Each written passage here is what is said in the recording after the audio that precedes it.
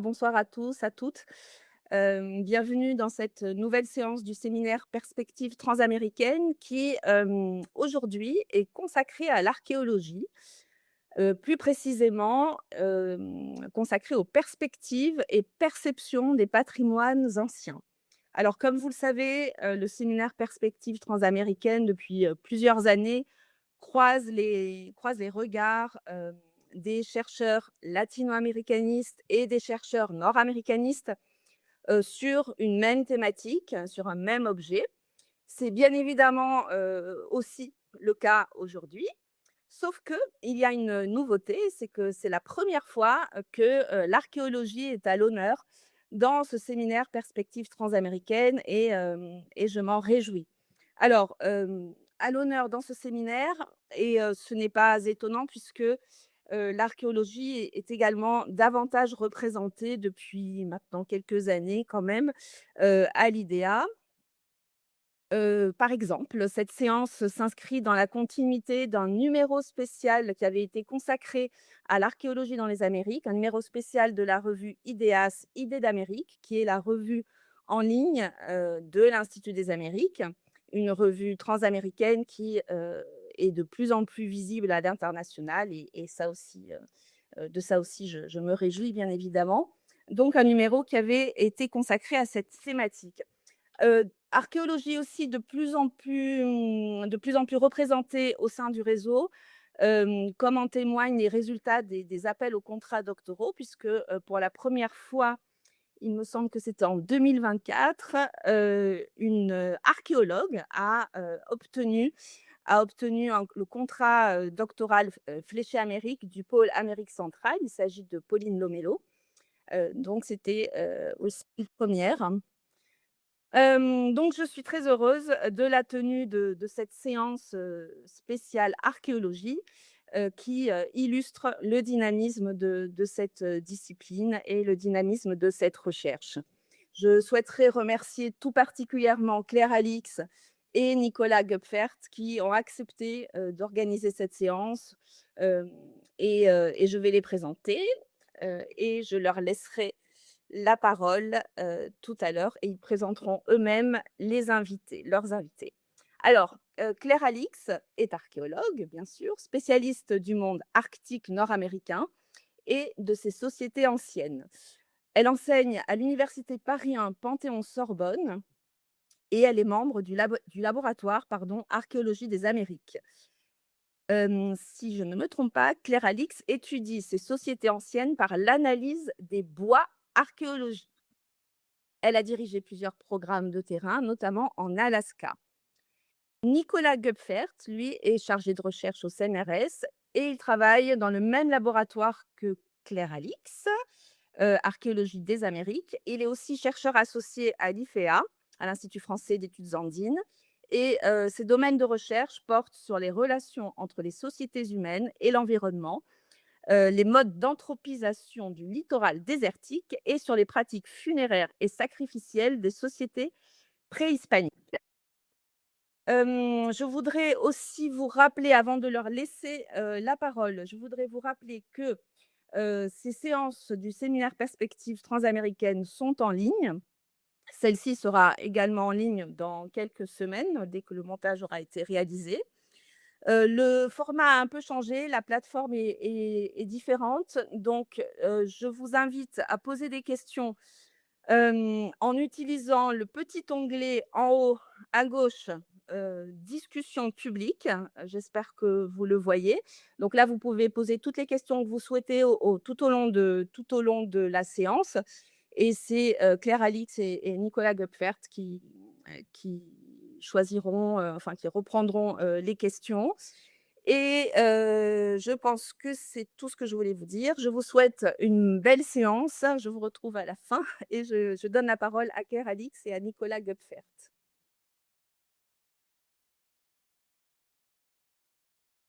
Donc, bonjour à tous, hein, merci donc, d'être présents et aussi je voulais commencer en donnant nous voulions commencer avec Nicolas, donc par vous remercier, hein, Diana, Burgos et Anaë Auger pour votre invitation, a animé cette séance donc sur l'archéologie des Amériques et dans ce séminaire donc perspective transaméricaine. Et on voulait aussi remercier évidemment nos intervenantes, Chloé Andrieux et Camille Viau, que nous allons présenter dans un instant. Donc, comme ça a été dit, hein, le séminaire, il porte sur l'archéologie des Amériques et nous avons choisi d'aborder cette question donc, par la mise en perspective et la perception des patrimoines, enfin, on l'a intitulé, pardon, mise en perspective et perception des patrimoines anciens dans les Amériques. Alors finalement, on s'est dit qu'on allait commencer par poser la question de qu'est-ce que l'archéologie, hein, puisqu'on peut on peut le résumer en disant que l'archéologie, en quelque sorte, c'est faire du sens, c'est faire sens du passé dans le présent, et c'est donc construire un discours sur le passé dans le temps présent. Et l'une des grandes questions de l'archéologie, finalement, c'est de s'accorder sur le comment construit-on ce discours, c'est-à-dire avec quelle méthode, avec quelles données, sachant que cette mise en récit du passé est préemptée par les archéologues, même s'ils n'en ont pas évidemment l'exclusivité. Concrètement, les méthodes sont en progression constante. On va de plus en plus loin hein, dans là ou dans les mesures. On arrive à être de plus en plus précis. Les analyses se démocratisent aussi. Hein, par exemple, les analyses ADN, les analyses isotopiques, l'utilisation du LIDAR aussi deviennent de plus en plus accessibles et à des coûts qui baissent.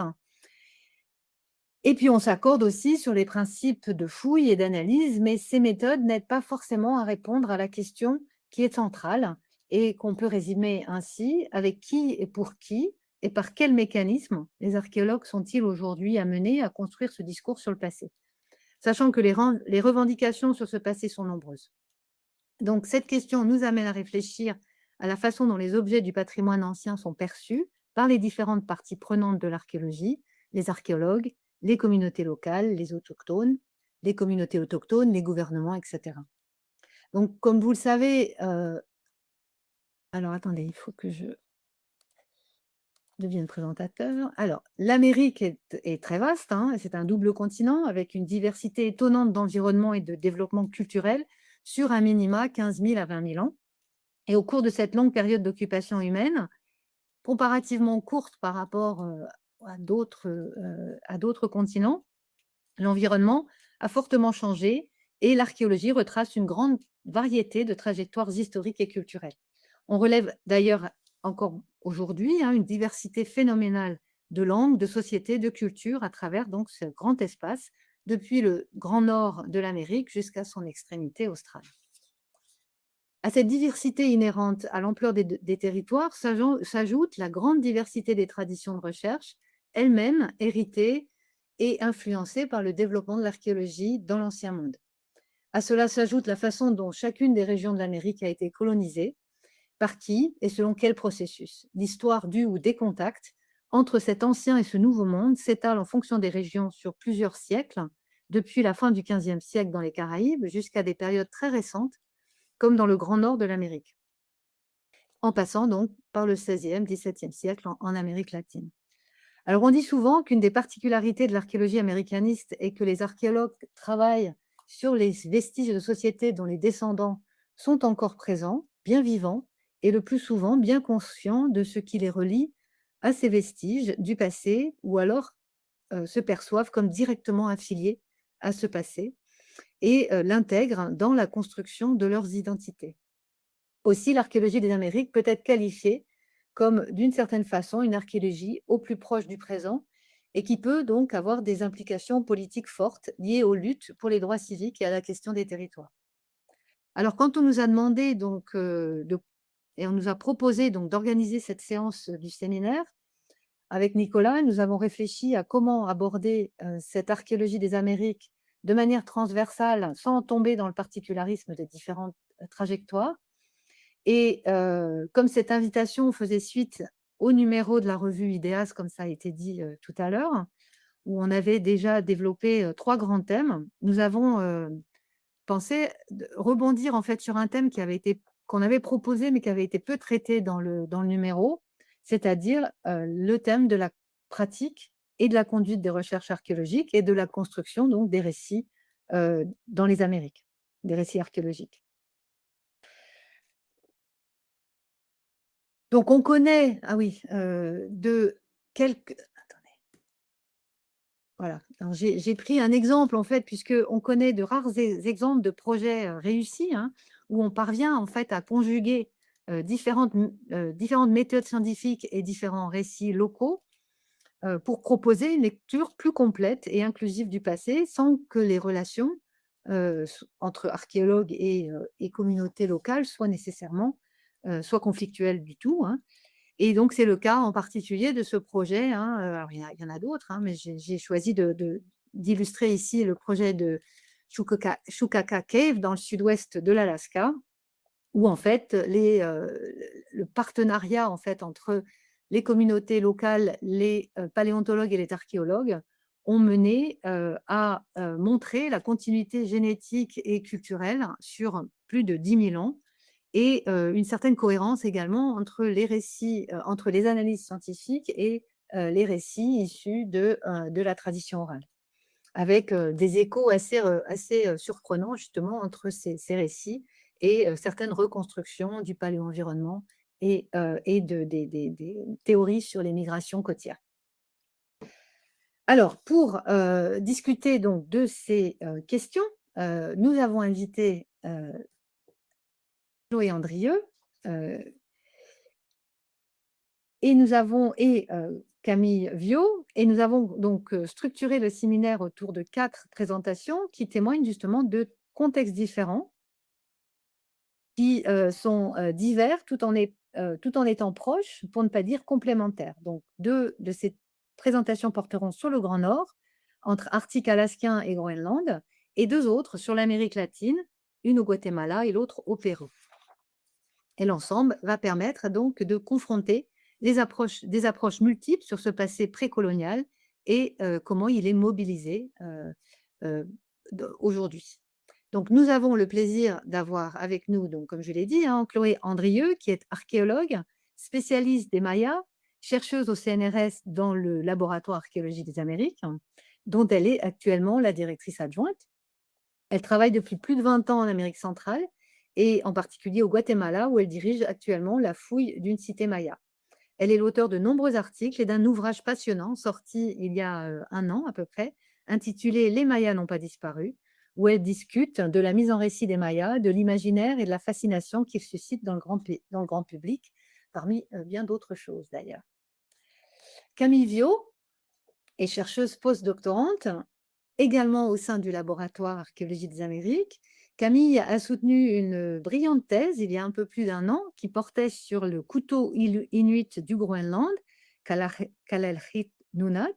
Elle s'est intéressée à la manière dont cet outil s'insère dans des phénomènes techniques, historiques, économiques, sociaux ou politiques au Groenland entre le XVIIIe et le XXIe siècle, ce qui l'a amené à retracer l'histoire et les fonctions de cet outil et de ses représentations. Voilà, donc je vais arrêter mon introduction et je vais laisser dans un premier temps la parole à Chloé, qui sera ensuite suivie de Camille, puis de Nicolas et de moi-même à la fin. Je vous remercie et à toi Chloé. Merci beaucoup pour cette introduction et pour cette invitation. Donc moi, je vais effectivement vous parler de ces questions au Guatemala où je travaille. Et pour planter le contexte de ces questions au Guatemala, il faut faire un petit détour par le 19e siècle et rappeler que dans le cadre des processus d'indépendance par lequel beaucoup des pays d'Amérique latine se sont séparés de l'Empire espagnol en 1821, le passé précolombien a beaucoup servi de ciment aux nouveaux États-nations qui se sont formés à ce moment-là, en leur offrant un passé antérieur à l'Europe où puiser une identité nationale. Euh, un passé qu'évidemment chaque pays s'est choisi le plus glorieux possible, le plus étatique possible, et surtout un passé totalement indépendant de l'Espagne. Donc dès le 19e siècle, il y a eu un grand mouvement de valorisation du passé précolombien, en tout cas de certains moments de cette histoire. Chacun s'est plus ou moins choisi le sien, hein, les Aztèques pour le Mexique, enfin les Mexicas, Incas pour le Pérou, et dans une certaine mesure, le monde maya pour le Guatemala. mais pas n'importe quel moment de l'histoire maya qui est très longue. Alors, je vais voir si je peux changer une diapositive. Oui, ouais, je vous ai mis une chronologie, en tout cas, de l'histoire maya pré-hispanique, puisqu'elle continue bien après. Donc, pas n'importe quel moment de cette histoire maya, mais une période bien spécifique que l'on appelle aujourd'hui classique, entre 200 et 900 après Jésus-Christ. Et donc, ces ruines monumentales-ci, de cette époque-ci, ont été glorifiées, comme en particulier celle de Tikal, que vous voyez sur cette photo, qui sont devenues avec le temps un symbole national, un symbole étatique antérieur à l'invasion européenne. Mais dans le même mouvement, au 19e siècle, en parallèle à toutes ces mythifications de ce passé classique, les populations qui descendent des bâtisseurs de ces pyramides, les millions de personnes qui parlent encore des langues mayas et qui représentent aujourd'hui 60% de la population du Guatemala, ont été, elles, systématiquement dépréciées. On leur a reproché d'être coincées dans ce passé par le poids des traditions, d'être hors de l'histoire et donc de constituer un frein au progrès. Et donc toute une littérature particulièrement violente se développe au même moment, qui stipule clairement qu'il faut, en gros, tuer l'Indien pour faire naître le citoyen, et qui le dit en ces termes. Je vous ai par exemple mis une citation d'un ministre de l'époque, voilà, pour vous illustrer un petit peu la nature des propos qui se tiennent à cette époque. Euh, donc je fais ce détour par le 19e siècle parce que c'est là que s'est jouée en grande partie cette relation extrêmement ambiguë au passé précolombien au Guatemala, avec une survalorisation de certains vestiges monumentaux comme Ciment National d'une part, et un rejet d'une extrême violence de ce même passé quand il s'agit des populations qui en descendent. Et cette tension entre la glorification des ruines et le rejet des populations autochtones a véritablement atteint toute son horreur un siècle plus tard, pendant la guerre civile au Guatemala, qui a fait 200 000 morts dans les années 80 et dont 83% étaient d'origine maya. Et pour illustrer justement cette extrême ambivalence et extrême violence, au pic des massacres en 1983, le général à l'époque au pouvoir a inauguré le complexe touristique qui est encore celui qu'on utilise pour visiter les ruines de Tikal. Il a fait un grand discours à cette occasion où il vantait la grandeur du peuple qu'il avait construite, alors même que des villages entiers étaient rayés de la carte. Donc il y a toujours eu cette disjonction entre la mythification de ce passé et le mépris, voire le massacre de ses descendants, qu'il faut vraiment avoir en tête pour comprendre les enjeux et la violence de cette question au Guatemala. En réaction en partie à cette violence et à cette négation de leur histoire, est né dès les années 60, mais ça a vraiment pris toute son ampleur dans les années 80, tout un mouvement par des intellectuels mayas dans le cadre de réflexions décoloniales, qui revendiquent une identité pan-maya au-delà des frontières linguistiques, puisqu'il y a une trentaine de langues mayas différentes, et qui ancre son discours en grande partie dans la revendication de ce passé maya classique, encore une fois, celui-là même qui attire les touristes, qui est dans les musées. Donc un mouvement qui revendique ce passé haut et fort, en se nourrissant notamment de résultats archéologiques, épigraphiques aussi, pour se le réapproprier, quitte d'ailleurs parfois à le réinventer ou le nettoyer de composantes plus récentes, donc en valorisant finalement toujours le préhispanique par rapport au reste de l'histoire maya, qui en fait aussi partie. Et c'est que cette valorisation du préhispanique, cette réintégration de données parfois épigraphiques, on la voit notamment dans les manifestations rituelles de ce mouvement pan-maya. Là, pour l'illustrer, je vous ai montré un hôtel d'une cérémonie qui s'est tenue au mois de février cette année, à laquelle j'ai assisté, et où la spécialiste rituelle a utilisé les glyphes des différents jours de l'année d'un des calendriers dans son dispositif. Donc dans ce cadre-là, les vestiges du classique sont aussi devenus des symboles politiques et identitaires valorisés par des collectifs autochtones aujourd'hui pour faire porter leur propre combat. Ce qui fait qu'en 1996, quand les accords de paix ont mis fin à 50 ans de guerre, il a été admis que les populations mayas étaient parmi les principales victimes. Donc ces accords de paix leur octroient une reconnaissance spéciale, en tout cas sur le papier, les faits c'est une autre chose, et leur garantissent notamment un droit de culte dans les sites considérés comme sacrés, et notamment les sites archéologiques. Et c'est très intéressant parce qu'a priori, les sites archéologiques n'étaient pas des lieux particulièrement prégnants dans la géographie sacrée maya. En tout cas, cette valorisation des vestiges monumentaux d'un passé bien spécifique entre 200 et 900 après Jésus-Christ, c'est sans doute quelque chose de nouveau. Ne serait-ce que parce que la patrimonialisation des restes matériels du passé, c'est quelque chose de très occidental que les Mayas n'avaient pas auparavant. Ils avaient évidemment, ils ont noué beaucoup de relations avec des lieux chargés de passé, qui sont notamment des lieux d'ancêtres, mais pas spécialement avec les pyramides du 9e siècle, pour le dire rapidement.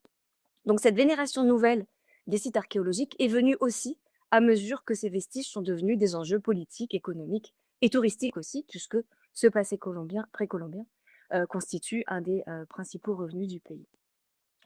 Donc tous ces enjeux-là font qu'aujourd'hui, les sites archéologiques sont des lieux où se nouent énormément de narrations différentes, pour reprendre ce que disait Claire en introduction, de pratiques, de revendications politiques et sociales aussi, et où de plus en plus de cérémonies autochtones se tiennent dans des espaces spécialement aménagés pour y faire des crémations et des offrandes. Et je vous montre là la photo d'une grande cérémonie qui s'est tenue sur le site de Kumarkar, qui a duré une grosse partie de la nuit jusqu'au lever du soleil et qui a réuni énormément de personnes, voilà, qui vous montrent l'importance de ces rituels. Alors face à tous ces enjeux, où se situent les archéologues et l'archéologie aujourd'hui au Guatemala, puisqu'on contribue en grande partie à générer précisément les narrations sur ce passé. Et on peut dire qu'on a une grande responsabilité, notamment dans la survalorisation de cette époque dite classique, qui a été érigée ensuite comme le symbole du monde maya, au point de le définir tout entier. Alors je crois qu'on peut dire, pour répondre, brièvement, qu'il y a une conscience plus aiguë, des conséquences et de l'impact des discours produits par les archéologues au-delà du monde académique, que cette idée de neutralité de la science derrière laquelle on s'est longtemps caché, commence à tomber un peu. La tour est passée par là. C'est une archéologie qui se voudrait en tout cas de plus en plus collaborative. En tout cas, le schéma ancien qui consistait en grandes missions étrangères qui débarquaient le temps d'une saison et repartaient avec leurs données n'est plus du tout toléré, même d'un point de vue légal. Les fonds restent quand même majoritairement étrangers, donc il y a un déséquilibre de facto, ne serait-ce que financier. Mais toute mission est par la loi composée du même nombre d'archéologues nationaux et étrangers. Et de plus en plus d'archéologues sont mayas eux-mêmes, même si beaucoup reste encore à faire de ce côté-là. Il y a aussi de plus en plus d'efforts pour penser des formes d'archéologie communautaire qui engageraient les populations vivant à proximité des sites, mais qui se heurtent à des questions, d'ailleurs vous avez mis une image juste pour illustrer, de rituels, voilà, comme celui qu'on a fait il y a 2 ans avant des fouilles, justement à la demande des propriétaires du terrain pour avoir le droit de travailler la terre. Mais c'est aussi des questions qui se heurtent à des problèmes qui ne sont pas forcément, aux mains toujours aux mains des archéologues et qui ont trait notamment à la centralisation des objets archéologiques à la capitale. La loi au Guatemala, comme dans la plupart des États-nations d'ailleurs, considère que tout patrimoine est propriété de la nation et que le matériel issu des fouilles, doit être, après sortie de terre, analyse, remis aux autorités qui ensuite le, séparent, soit le remet au musée quand il s'agit de belles pièces, soit, les stockent dans des hangars.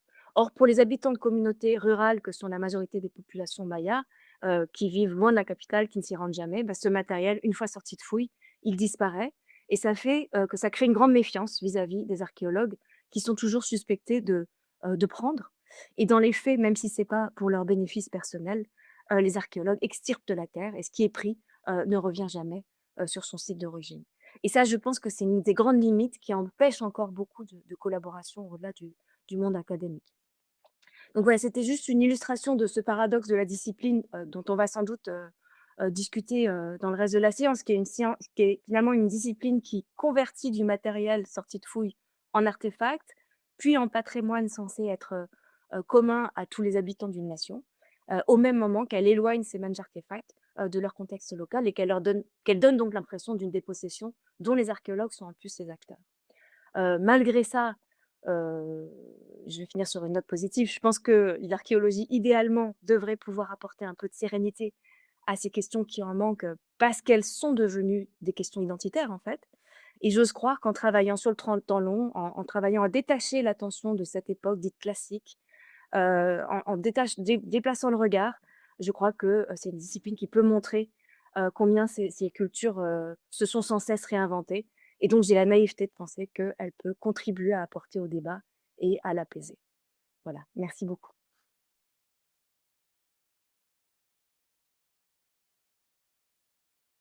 Merci, merci Chloé, beaucoup pour, cette présentation. À toi Camille, hein, maintenant. Alors,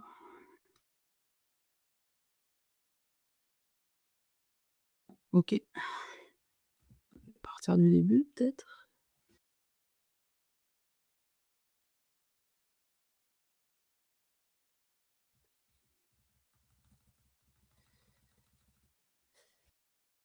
OK.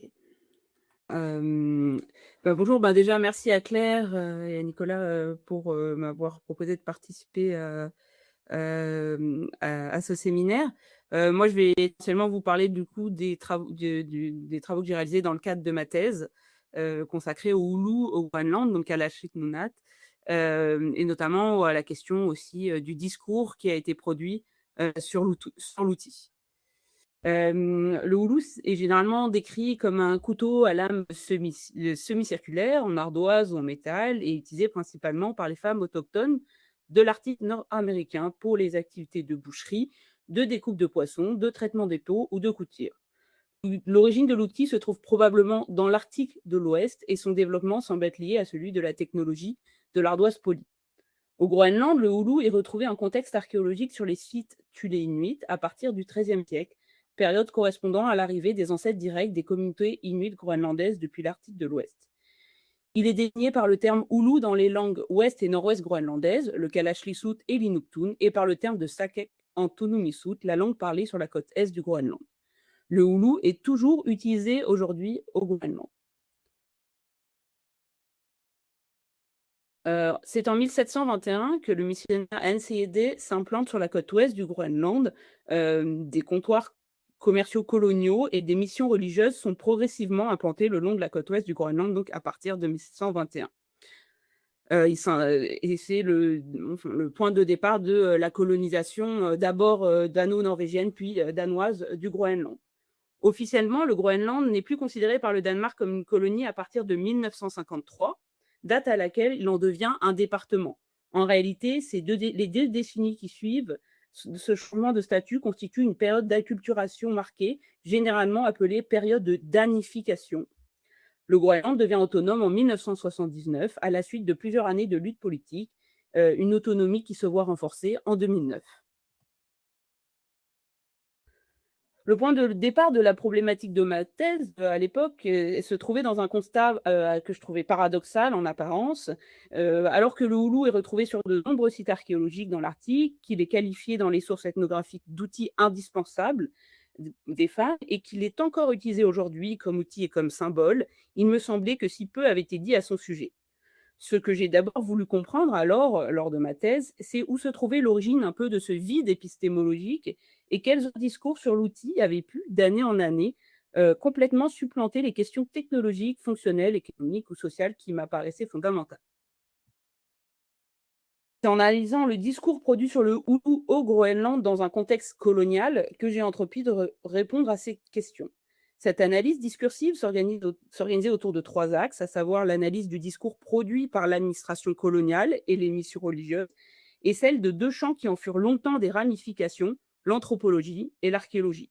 Ce que je voulais faire, c'est identifier des tendances dans les discours en analysant de quelle manière le Hulu fut tantôt catégorisé, désigné, invisibilisé ou assigné.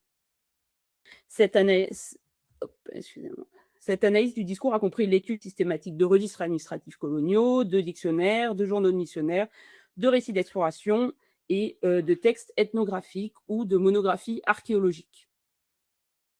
Ce discours produit sur le Hulu, on le verra, l'ont inscrit dans des réalités qui lui sont parfois étrangères, tout en effaçant ce qui en fait la singularité. Il fallait aller au-delà de ce à quoi l'outil a pu être réduit, en l'étudiant à travers d'autres perspectives. Ce sont les thèmes de la fonction, de l'histoire et de la résistance du Hulu, comme outil et comme symbole, que je voulais discuter.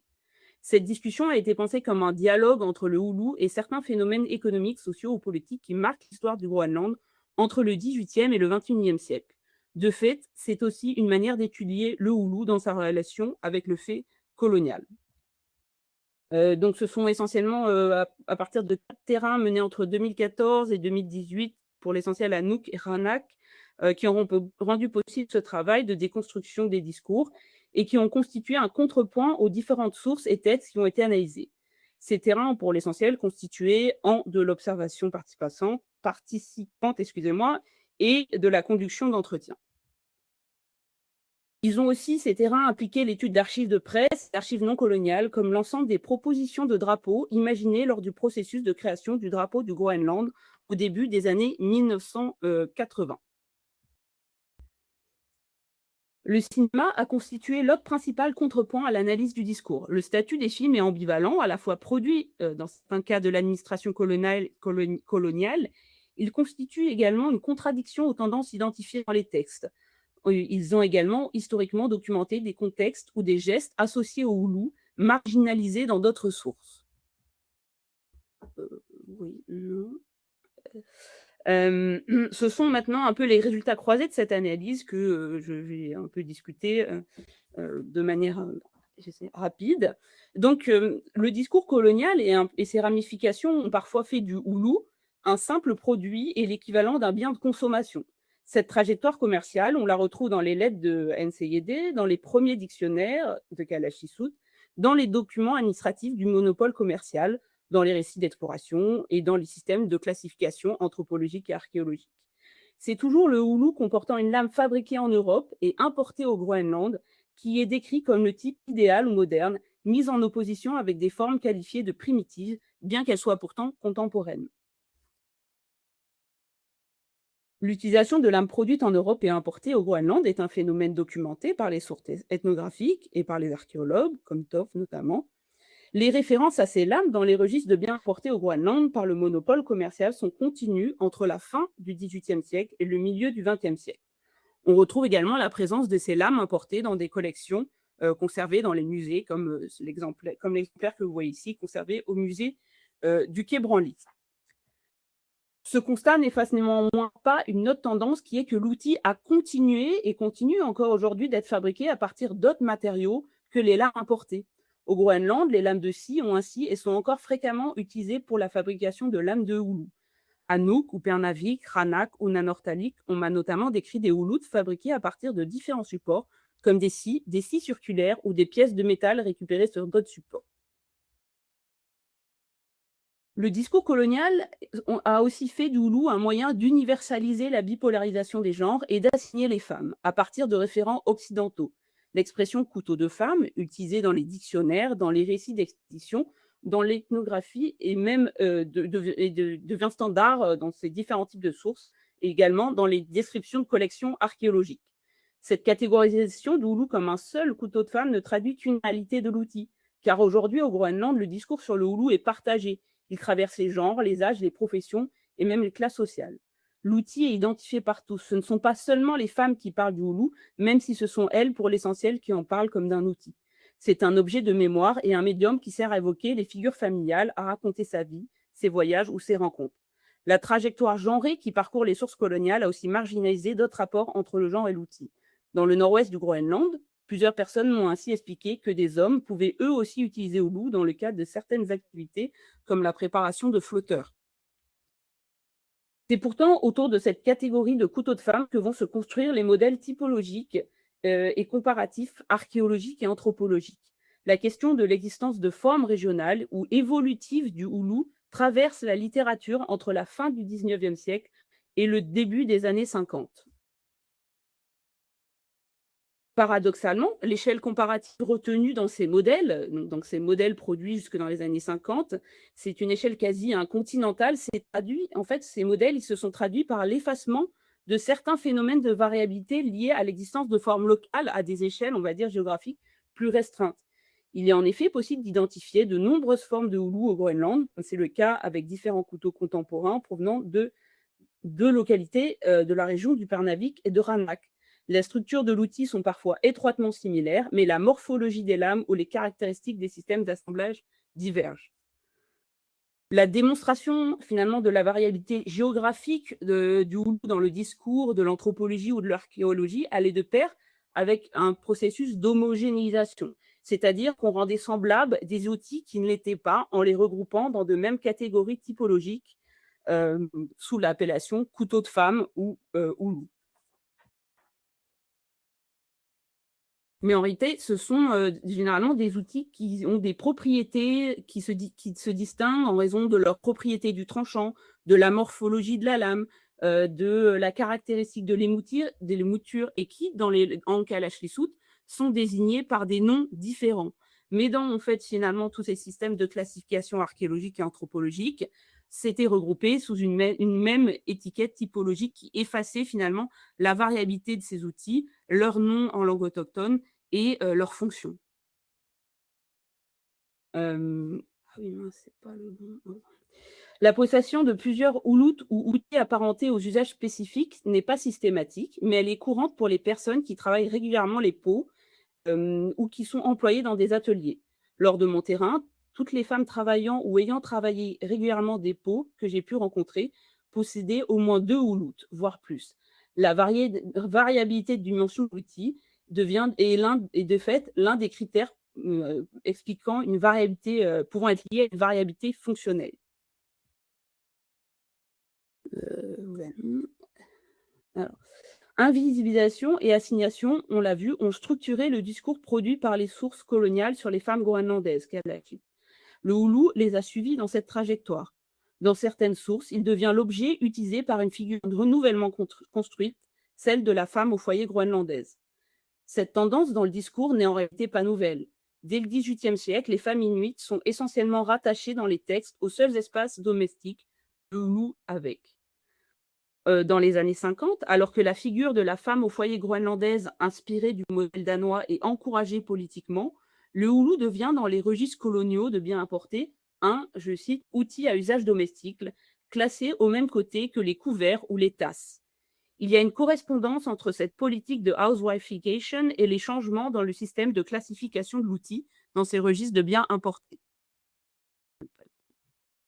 Ah. Ouais. Ces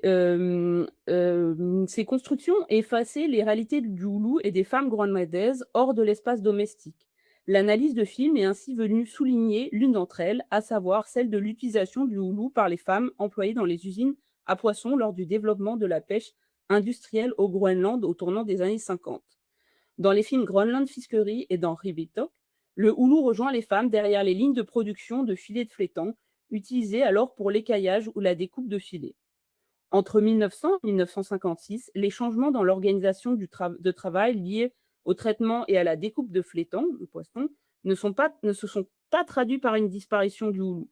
De l'écaillage réalisé directement sur les rivages à l'émergence de lignes de production où les poissons circulent et où les gestes deviennent quasiment mécaniques, le houlou a résisté.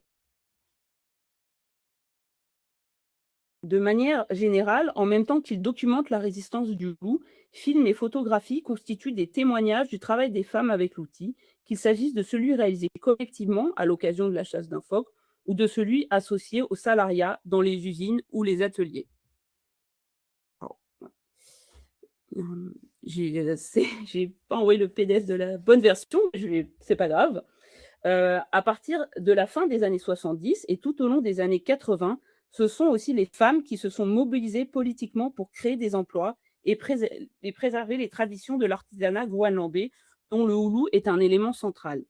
La création de l'école Arnat Illingarfat en 1977 à Sissimut, la publication de manuels et la production d'un film destiné à documenter les techniques traditionnelles de traitement des peaux sont autant d'actions portées par les femmes kalaallit pour créer des espaces et des supports de transmission et de préservation des techniques de traitement des peaux, entre autres.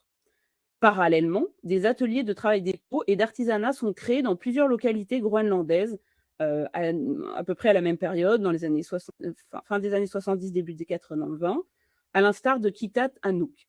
Les ateliers et l'école qui existent encore aujourd'hui à Nuuk ou Sisimiut constituent des héritages de ces mobilisations menées sous l'impulsion de femmes comme Gudrun Kennitz ou Priscilla Josephsen et de l'association des femmes groenlandaises Arnat Perativit.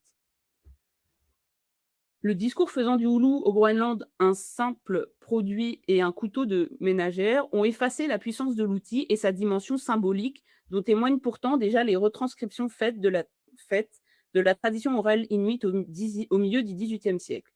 Le houlou y apparaît dans les récits expliquant le cycle de la lune ou du soleil, mais aussi dans celui faisant référence à la figure d'Erloas Sortok, qui éventre avec ses couteaux ceux qui ne respectent pas les tabous.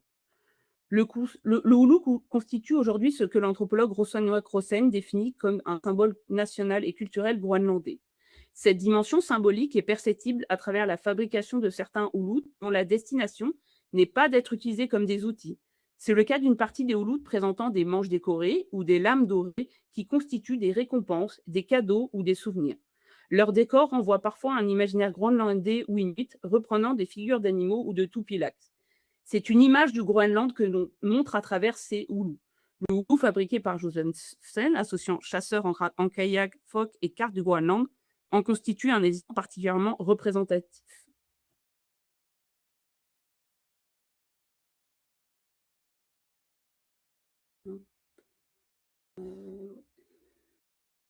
Une partie des représentations du houlou émerge néanmoins dans les années 70, dans un contexte de lutte politique pour l'indépendance où les éléments de la culture matérielle inuite deviennent des symboles incarnant l'identité groenlandaise.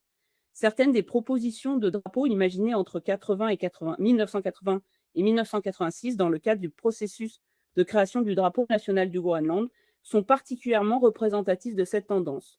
Le houlou y apparaît aux côtés du harpon, une association qui rappelle celle du drapeau du parti alors indépendantiste Inuit Ataqatigiit. Considéré comme l'expression d'une continuité avec les ancêtres, le houlou y constitue l'incarnation des luttes politiques et l'expression d'une identité groenlandaise pensée en partie par le lien avec le passé. La ligne ne peut pas être coupée, il y aura toujours un lien avec nos ancêtres, affirmait en ce sens l'un des auteurs d'une proposition de drapeau faisant figurer un houlou et une tête de harpon. Ce lien par le houlou n'a pas été coupé. Malgré la disparition de certains contextes d'utilisation et le fait qu'il ne constitue plus forcément un objet du quotidien, le houlou est encore utilisé aujourd'hui comme un outil, mais aussi comme un symbole. Il a résisté aux changements économiques et sociaux qui ont marqué le Groenland tout au long du XXe siècle, suivant notamment les femmes dans les usines ou dans les ateliers. Aujourd'hui, il est toujours un outil incontournable pour le traitement des peaux destiné à la confection des costumes nationaux groenlandais portés lors d'occasions particulières. Chaque année, des personnes de tout âge font le choix de suivre une formation ou de s'inscrire à des ateliers dans lesquels elles apprennent à se servir du houlou et à maîtriser les techniques de travail des peaux qui lui sont associées. La colonisation et la christianisation n'ont pas non plus anéanti la dimension symbolique de l'outil, du houlou, dont témoignait la tradition orale, les tabous ou les pratiques funéraires antérieures au christianisme. C'est aujourd'hui un objet que l'on transmet et à partir duquel on exprime un lien avec les ancêtres en l'accrochant au mur ou en évoquant une figure familiale lorsque le houlou est au cœur du discours. À travers ces représentations, le houlou a constitué ou constitue encore aujourd'hui un moyen de lutter ou d'exprimer son identité. Et je m'excuse pour les quelques slides que j'ai dû sauter.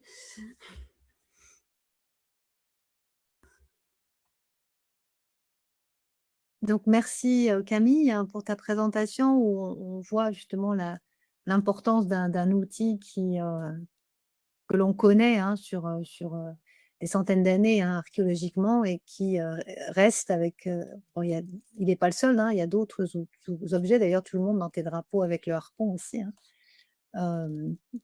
Donc, l'importance justement de faire cette étude et de voir comment ces objets en fait persistent et ont un rôle finalement social important.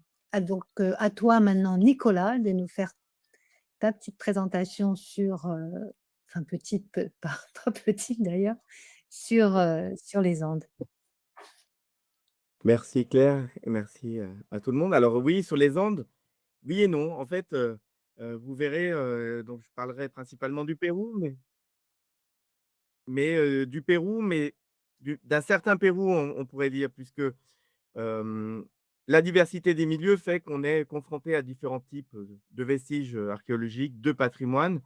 Pour le dire d'une autre façon, on a la côte, on a les hautes terres, on a l'Amazonie. Et les approches dans chacune de ces grands ensembles est probablement différente et à prendre de différentes façons. Donc, je vous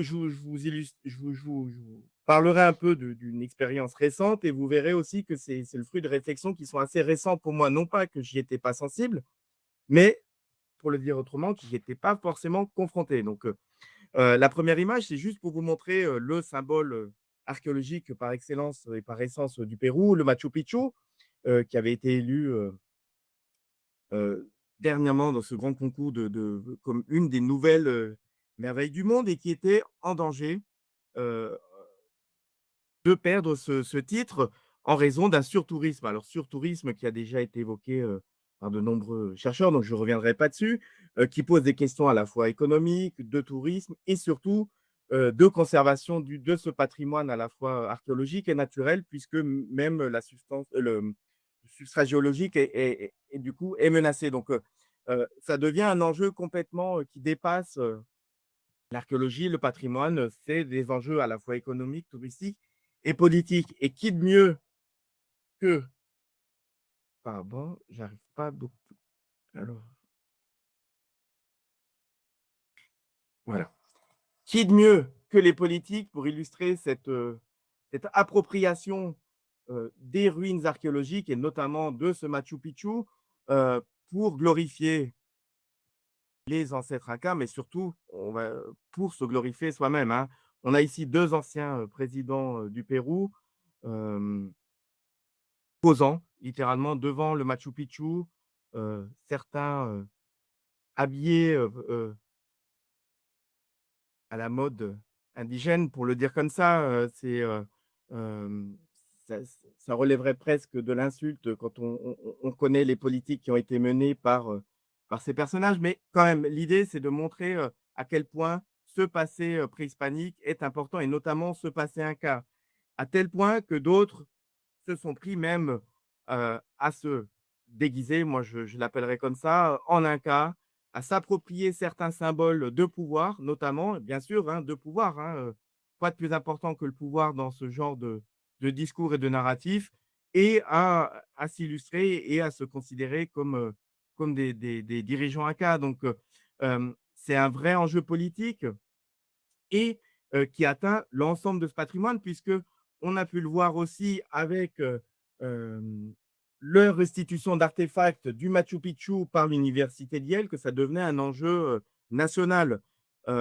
Cette collection qui avait été ramenée par le découvreur, enfin, dans la version officielle du Machu Picchu, Hiram Bingham, est restée pendant, près de 100 ans aux États-Unis, a été, renvoyée. Personne ne s'est accordé vraiment sur les chiffres, du matériel restitué qui est finalement pas d'une valeur aussi incroyable qu'on aurait voulu le croire, en tout cas d'une valeur esthétique, disons, hein, au niveau de l'information scientifique, c'est autre chose, mais de cette volonté d'en restituer quelque chose. Et vous voyez sur cette affiche, bon, voilà, par des moyens sur lesquels on passera, même la Confédération nationale des mototaxis, donc ces moyens de transport très simples, était mobilisée pour la restitution des pièces de Yale. Donc, voilà. La restitution des pièces archéologiques, c'est un vaste, problème sur lesquels on pourrait, revenir. On peut aussi dire qu'il y a d'autres collections et peut-être plus importantes, mieux documentées, qui se trouvent à l'étranger et qui mériteraient de revenir, mais elles ne retiennent pas toutes aussi, autant l'attention que celles du Machu Picchu. Donc il y a un vrai enjeu autour de ces Incas, enjeu qu'on connaît bien par ailleurs avec ce qui a été appelé ce néo-incaïsme et ces néo-indiens, hein, autour aussi des phénomènes de New Age, hein. On retrouve ça pas qu'au Pérou, hein, c'est en Amérique du Sud dans différents endroits, mais aussi au Guatemala. Donc, on est vraiment dans une réappropriation et même une construction de cette autochtonisation, hein. Ça, c'est vraiment les travaux notamment d'Antoine Molinier pour le Pérou, hein, mais qui le montrent très bien. Et donc, il y a vraiment une, une réappropriation et une construction de cette identité au travers de ce passé glorieux inca. Puisque le problème dans tout ça, c'est que les Incas, finalement, représentent très peu,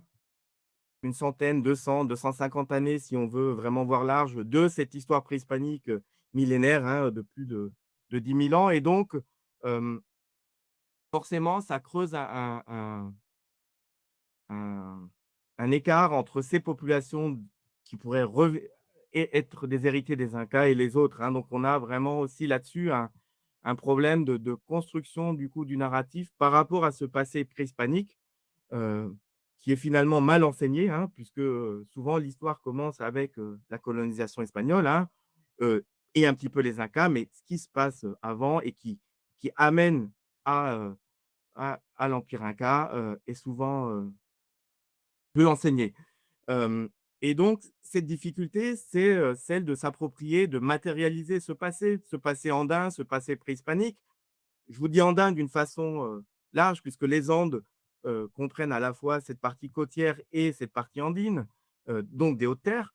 Hem et donc on a plus de facilité à se la matérialiser lorsqu'il s'agit de ruines et de vestiges monumentaux. Alors, on a ici l'exemple de Cuelap, grande forteresse du nord, forteresse centre aussi cérémoniel de la Sierra, donc de la partie nord du Pérou. Et en clin d'œil aux Mayas, cette zone de Batang Grande avec ses pyramides en adobe qui émergent de cette forêt sèche et qu'on pourrait très bien imaginer ailleurs si elle était tropicale. Enfin, tout ça pour dire que c'est vraiment dans ces pyramides et dans ces grands sites qu'on arrive à matérialiser ce passé. Et on a beaucoup plus de mal à se l'approprier lorsqu'on vit dans des zones où finalement cette monumentalité est absente. Et je reviens donc à mon propos initial, c'est que dans mes travaux, moi je travaillais dans une partie désertique, à l'extrême nord du Pérou. On a finalement des restes, des vestiges, des sites archéologiques qui ne sont pas monumentaux au sens architecturaux, des amas coquillés, des amas de plus ou moins grande taille, mais qui finalement sont peu spectaculaires et donc passent presque inaperçus. Alors pas totalement puisque ils sont connus, mais finalement, ils ne sont pas considérés au même niveau, même par les archéologues, hein, d'une certaine façon, que ces restes, monumentaux de grande ampleur. Je vous dis quand même qu'ils sont connus parce qu'on voit sur l'image de droite, même au fin fond du désert, on a des cimetières et des cimetières qui sont pillés.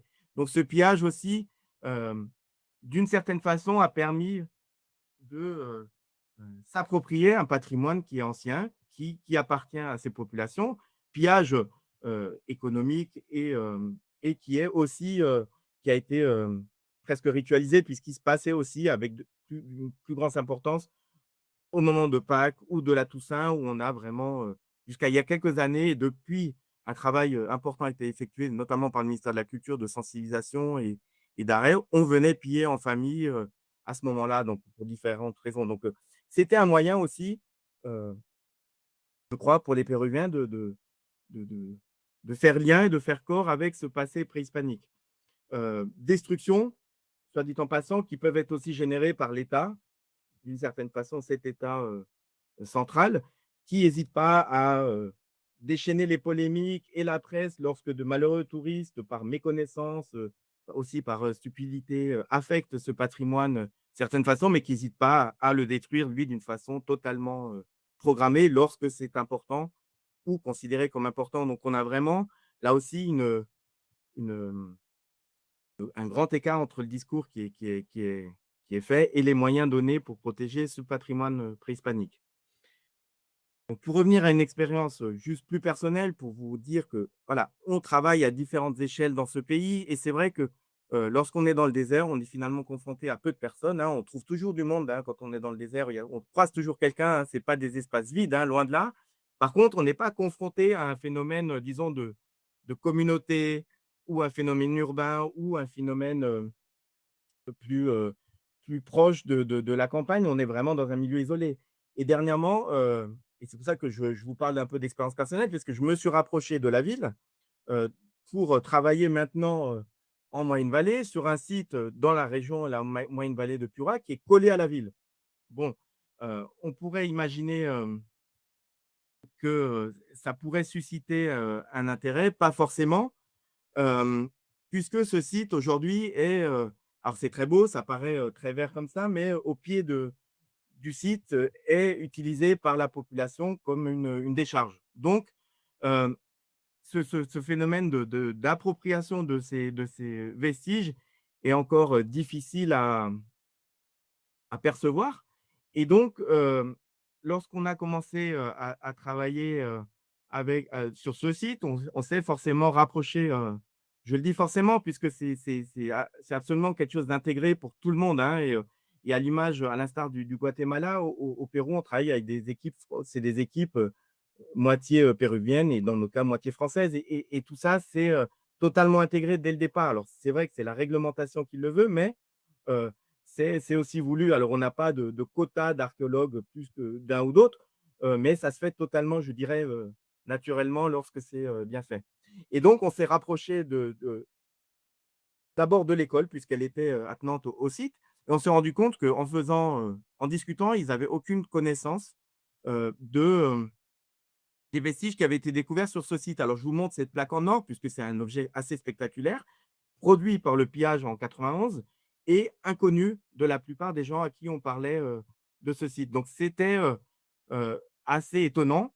Alors les archéologues péruviens, eux, en avaient connaissance puisque, ils sont étudiés pour ça, mais même, au sein des autorités locales, il y avait une méconnaissance de ce patrimoine qui est, et donc là, je rejoins un peu, les choses qui ont été dites par Chloé, et finalement, centralisé, régionalisé, mais aussi, enlevé de ces populations locales.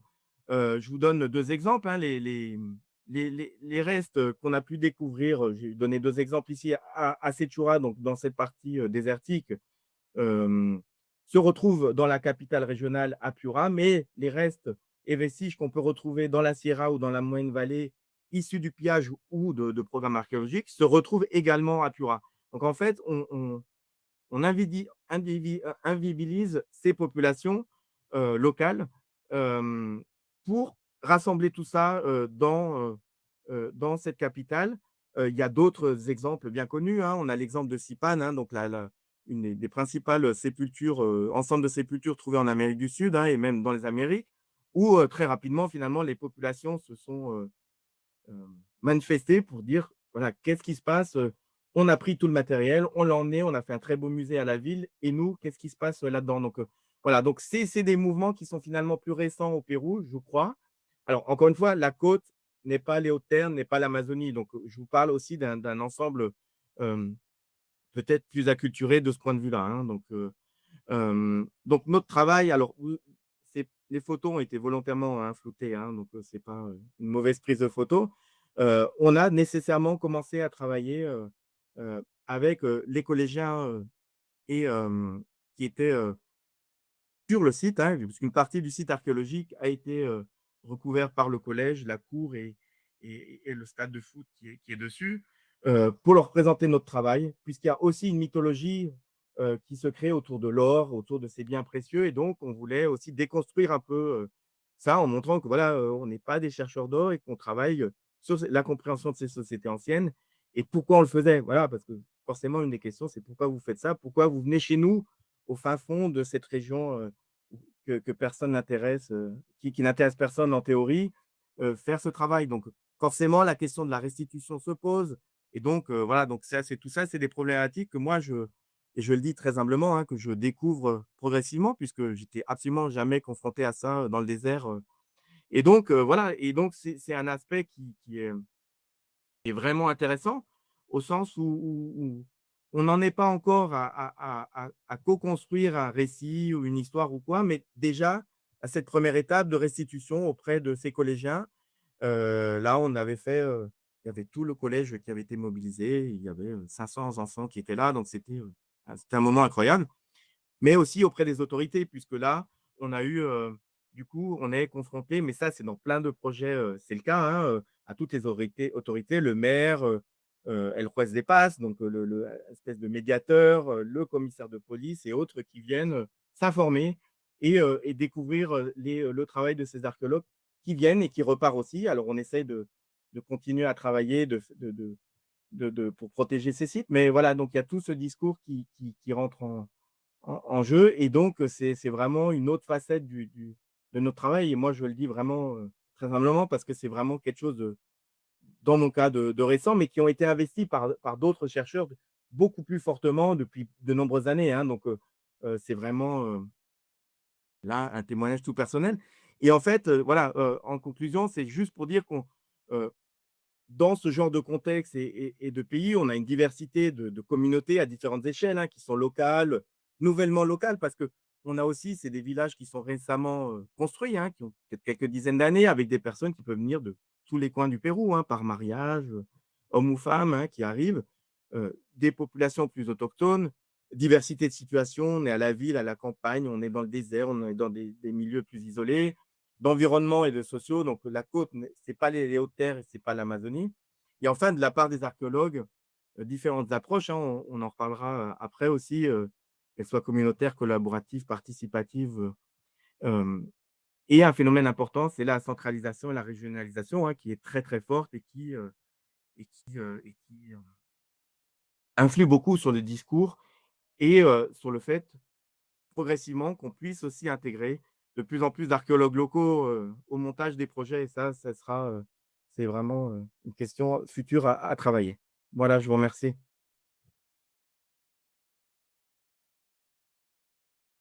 Merci beaucoup, Nicolas, pour ta présentation et cette perspective donc vue du Pérou. Alors, je vais essayer d'être un peu rapide pour qu'on ait un peu quand même le temps de discuter aussi à la fin. Donc, moi, ce que je voulais faire pour terminer, en fait, c'était de revenir un petit peu sur le contexte historique et législatif donc de l'archéologie en Alaska pour un petit peu mieux comprendre en fait les demandes. Ah, et c'est intéressant parce que ce que Nicolas présentait il y a un instant sur la question justement où vont les objets, qu'est-ce qu'ils sont devenus, vous êtes venus, vous avez pris et nous on n'en a plus jamais entendu parler. C'est une des voilà un des reproches les plus importants en fait qu'on entend et qu'on entend depuis très longtemps dans les zones arctiques et en Alaska en particulier. Donc, je voulais, en effet, donc revenir voilà, sur ce contexte pour, montrer où on en est, en fait, dans l'Arctique et en Alaska par rapport, donc, à ces demandes qui concernent aussi bien la recherche archéologique qu'aujourd'hui la recherche scientifique d'une manière générale. Alors, pardon, il faut que alors là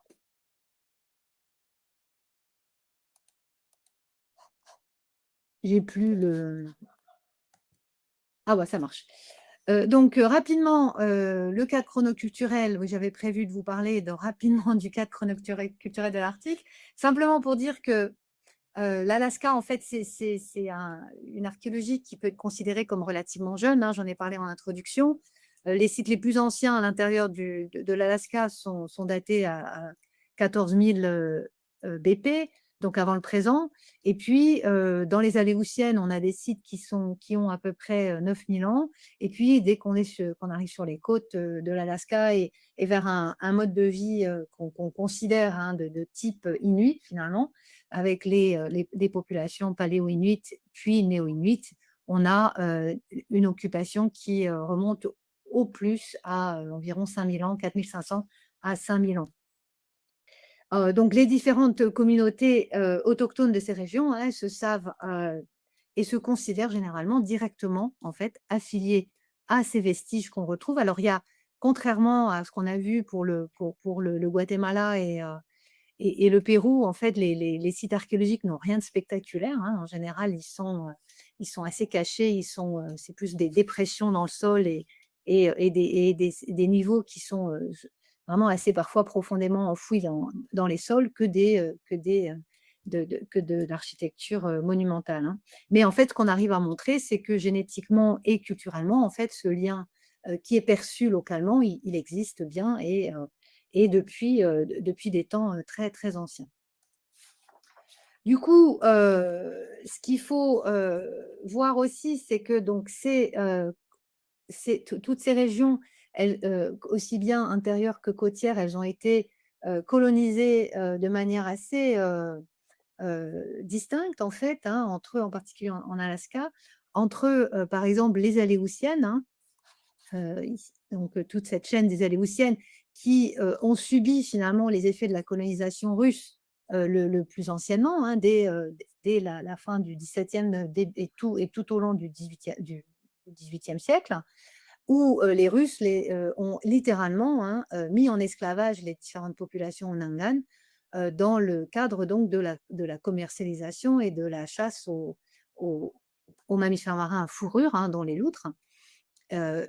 Avant que, suite à la vente donc de l'Alaska par les Russes aux Américains, aux États-Unis, Et lors de la Deuxième Guerre mondiale, ces populations Unangan soient déportées vers la côte du nord-ouest de l'Amérique, dans des campements où ils ont également beaucoup plus souffert, sous prétexte d'ailleurs de les protéger de possibles invasions donc, par les Japonais.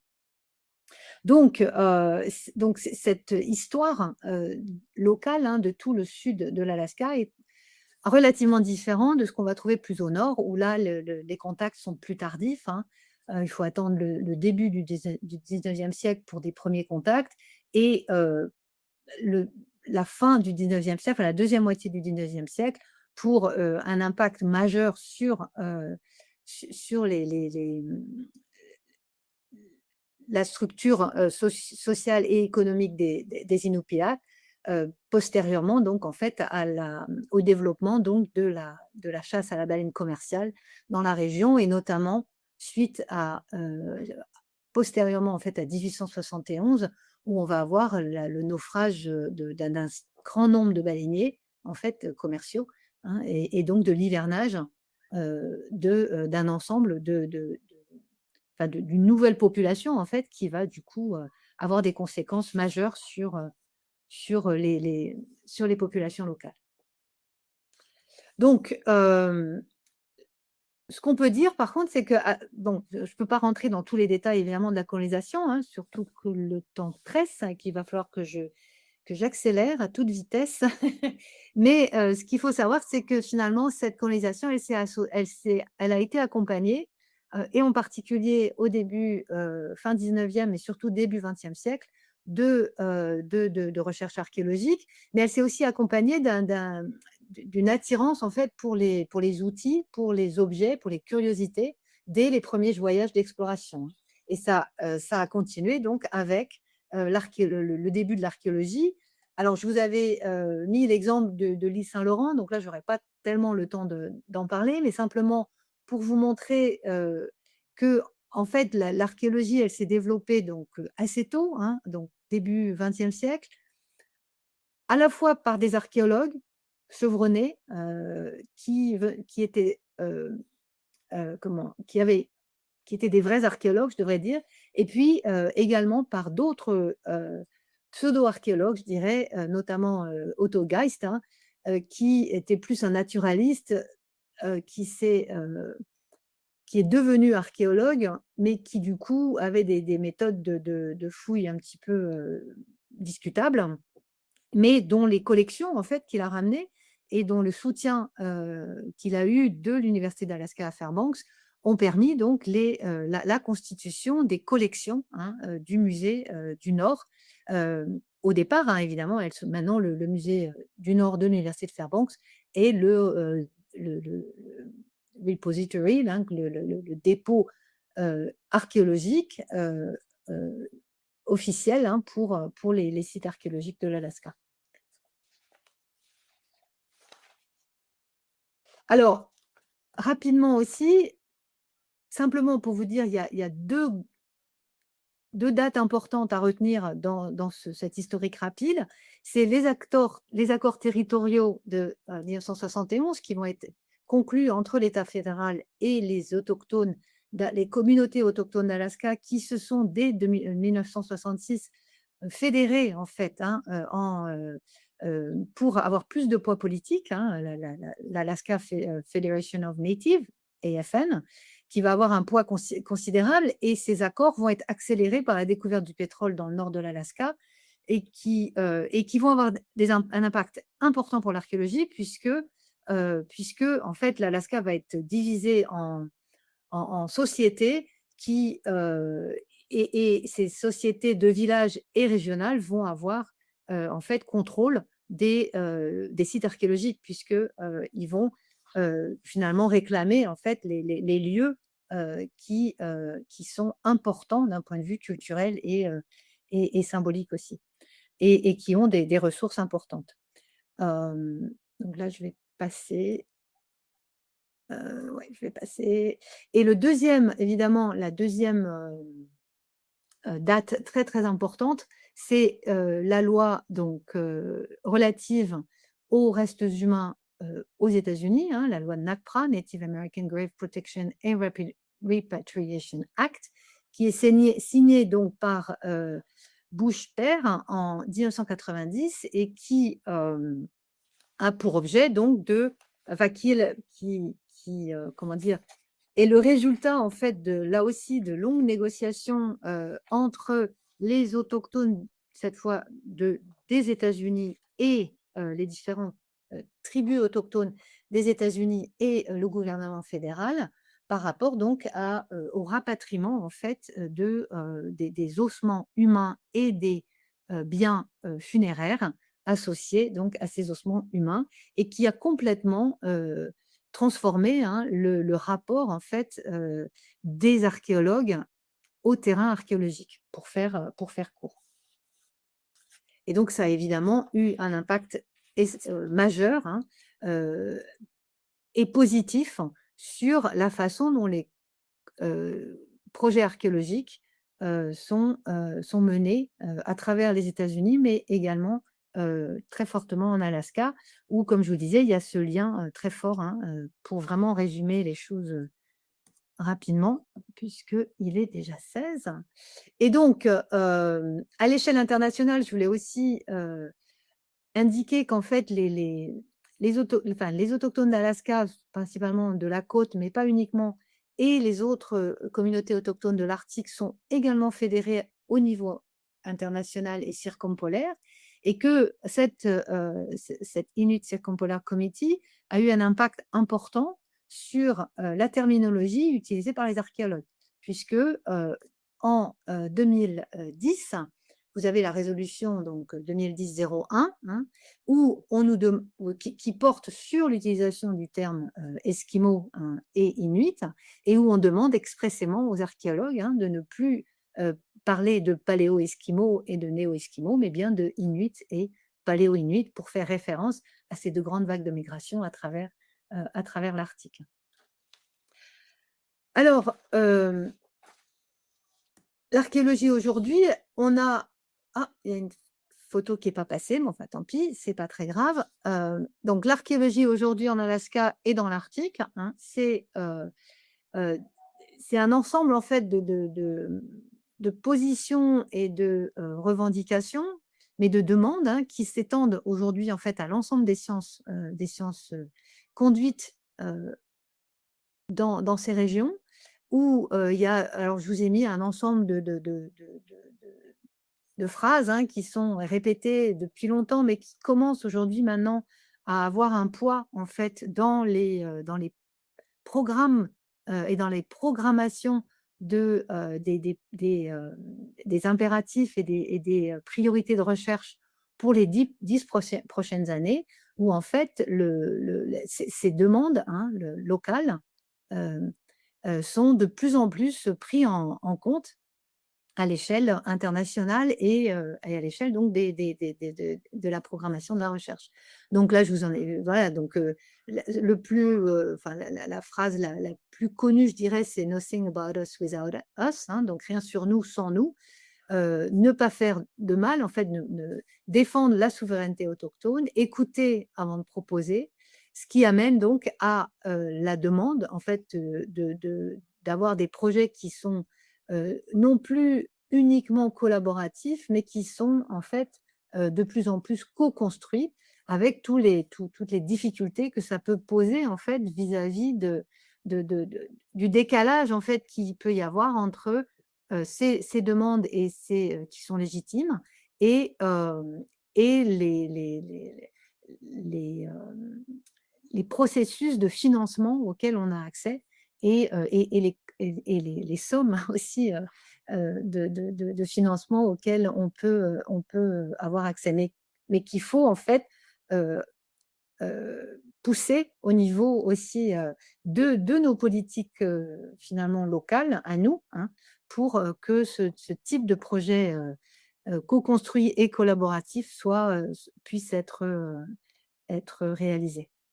Voilà, et donc ça pose un ensemble de questions hein, sur le contrôle du récit, hein, qu'on va construire, sur la possibilité ou pas, justement, en fonction des personnes en présence, de construire un récit qui utilise ces différentes formes de savoir. Et également, ça a des conséquences sur les questions d'éducation, de transmission et justement sur la difficulté qu'on peut avoir à intégrer différentes formes de savoir qui est une demande, aujourd'hui, enfin vraiment très, très, très importante. Voilà, donc je vais m'arrêter là pour essayer donc de, de laisser aussi le temps, un petit peu à la discussion, sachant qu'il nous reste malheureusement que 5 minutes puisqu'on aura été un petit peu on a commencé un petit peu en retard et qu'on a été un peu long. Voilà, donc je vais m'arrêter, ici.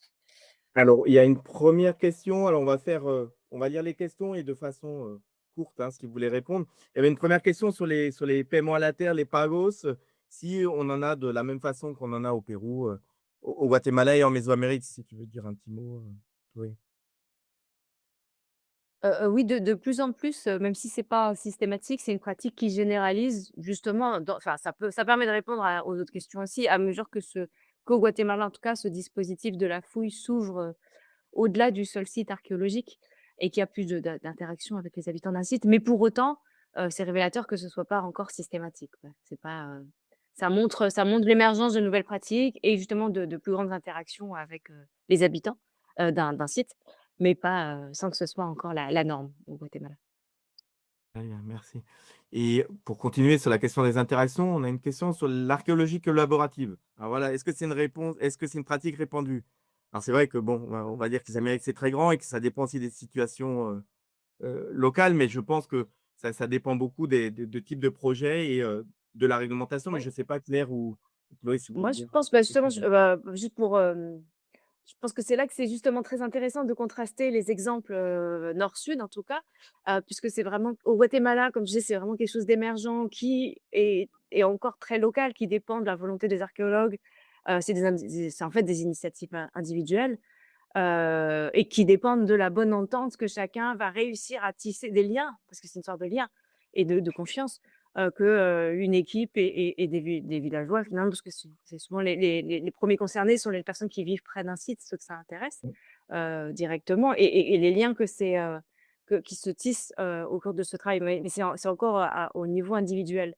Mais comme au Guatemala, il y a pas de cadre légal qui, permettent de garder le lien, avec ce matériel que l'on extire de terre et qui va à la capitale, c'est quand même toujours limité. Et c'est là que je pense que c'est très intéressant de comparer avec, l'Arctique, où, la loi NACPRA rend les populations autochtones, enfin l'Arctique, le nord, l'Amérique du Nord, les populations autochtones propriétaires de certains, biens archéologiques, funéraires et ça change radicalement, la situation, en fait. Et je crois que ce que tu montrais, Claire, c'est flagrant en fait par rapport à des pays comme le Guatemala ou le Pérou, où finalement, c'est vrai, ça relève d'initiatives plus individuelles, Mmh. alors que c'est légiféré, ça vient de mouvements très anciens au final et enfin, de ce que tu montres, est très réglementé au final, hein. En même temps, il y a ça commence toujours de toute façon par la création de relations et de liens, en fait. Et donc d'affinités, si tu veux, même s'il y a une nécessité en fait de passer par et avec des protocoles, hein. Par exemple, pour le Groenland, tu pourras réagir, Camille. Il y a un protocole pour mener des recherches au Groenland qui qui est qui est dit téléchargeable voilà, sur le site du gouvernement et donc c'est des choses qui sont bien, en effet, écrites, décrites, mais qui de toute façon vont quand même passer par la nécessité de créer cette relation et de la maintenir sur le long terme. Et c'est ça qui est le plus difficile en fait. Enfin, c'est surtout quand on est dans des institutions loin justement des terrains de recherche, c'est de maintenir ce lien sur le long terme aussi parce que les financements en fait ne sont pas prévus pour ça, pour maintenir justement, Personnel. Mmh. cette relation. Et c'est là où on a, je trouve moi, voilà un fossé entre entre ce qu'il faut faire et ce qui commence à être, en tout cas, au niveau des recherches arctiques, je dirais, intégré, et des financeurs qui sont plus longs à la détente, finalement, je dirais, pour permettre justement que de tels travaux et de tels projets réellement collaboratifs puissent se mettre en place. Très bien, merci. On a une petite question pour Camille. Alors, tu répondras. En attendant, je pourrais dire, en attendant la publication de ta thèse, hein, qu'on espère bientôt, est-ce que, sur la question sur les houlous, sur la dichotomie des genres, est-ce que tu as intégré le troisième genre, donc transmis, alors vous excuserez la prononciation, par le sonic, qui définit souvent les porteurs de savoir les plus respectés de ces sociétés? Pour le genre, on va dire que moi, je suis partie aussi déjà d'interrogations que m'ont posées des personnes sur le terrain, à savoir, c'est des questions, mais est-ce que des hommes utilisent le houlou? Et je suis surtout, finalement aussi restée sur, un peu les échanges qu'il y a pu y avoir lors d'entretiens sur cette thématique-là. Parfois d'ailleurs avec des personnes qui, la personne, affirmait quelque chose et la traductrice disait: «Ah bah, sur cette question du genre, non, je suis pas forcément», enfin voilà. Il y avait des petites discussions et en fait, moi plutôt, ce qui est sur la manière dont je travaillais, c'est plutôt à partir de ce qui m'a été dit, notamment, dans certaines régions, que pour certains gestes et d'une certaine manière, les hommes pouvaient utiliser le houlou. Après, j'ai essayé de croiser avec d'autres sources comme enfin, voilà, photographiques. Aussi voilà, j'avais aussi en tête les travaux de Robert Lamblin, hein, sur les questions de socialisation du genre. Mais voilà, c'est plutôt à partir de ces éléments-là que j'ai travaillé, même si j'avais en effet en tête, hein, ces notions-là, voilà. Mais c'est pas, en tout cas, voilà, c'est pas quelque chose qui est apparu de manière significative, et c'est quelque chose qu'il faudrait sûrement, enfin, de par la manière aussi sûrement dont j'ai travaillé, qu'il faudrait que je creuse sûrement. Très bien, merci. On a encore 2 minutes. On a une question qui relie Mmh. aussi une nouvelle fois le nord et le sud, hein, sur la question des perceptions sur la dépossession entre le nord et le sud. Est-ce que c'est perçu de la même façon par ces populations autochtones? Donc, si vous voulez dire quelque chose, Claire ou Chloé. Ça mériterait un séminaire en soi, je pense. C'est peut-être le titre du prochain On séminaire, est hein, parce que là, je ne sais pas comment répondre en 2 minutes. Non, mais c'est vrai que Heu ouais, c'est un peu difficile. heu disons que le contexte politique, social, historique joue tellement dans déjà la relation au passé, au patrimoine, à ce qu'on appelle, ce qu'on définit comme des lieux chargés de passé, nos propres définitions. Donc évidemment, ça varie, énormément. L'impression de dépossession, oui, si on en reste à ce stade-là, je pense elle est là, mais elle n'est pas revendiquée de la même manière, ne serait-ce qu'entre, ces mouvements, pan-maya très politiques qui sont plutôt urbains, même s'ils tendent à où là, il y aura ce discours très, très justement: «Plus jamais rien, sur nous, sans nous», même si ce slogan n'existe pas en tant que tel, mais voilà, il y a cette idée-là. On l'aura pas du tout de la même manière, dans le monde rural. Donc ne serait-ce qu'à l'intérieur du Guatemala, je pense qu'on peut distinguer, des différences et a fortiori nord-sud, mais réellement, je pense que c'est un beau sujet de séminaire. C'est pas pour botter en touche, hein, c'est Oui, d'autant que si enfin le passé, il n'est pas du tout utilisé de la même manière par les États non. Donc c'est là où il y a une grosse différence. Ouais. Mais je crois qu'il faut qu'on s'arrête et qu'on redonne la parole Oui. donc À Diana. à Diana. Merci pour votre attention. Merci surtout, surtout à vous 4, Claire Alix, Chloé Andrieux, Camille Viau, Nicolas Gopfert. C'était très intéressant de vous écouter et je pense que cette séance, a permis de montrer, en tout cas certains des défis communs, même si vous n'avez pu répondre à tout, bien évidemment.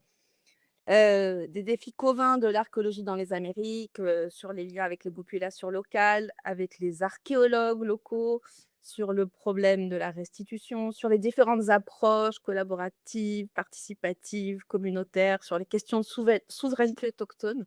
Donc un grand merci. Je me permets de rappeler pour celles et ceux qui n'étaient pas là au début de la séance qu'il y a un numéro de la revue IDEAS, Idées d'Amérique, la revue en ligne de l'IDEA, qui est consacrée à la thématique de l'archéologie dans les Amériques, le numéro 24 de 2024, si je ne me trompe pas. Et donc encore un grand merci et je vous dis aussi que la prochaine séance du séminaire Perspectives transaméricaines aura lieu le 5 mai sur la thématique de la jeunesse dans les Amériques. Donc encore merci et bonne soirée à toutes et tous.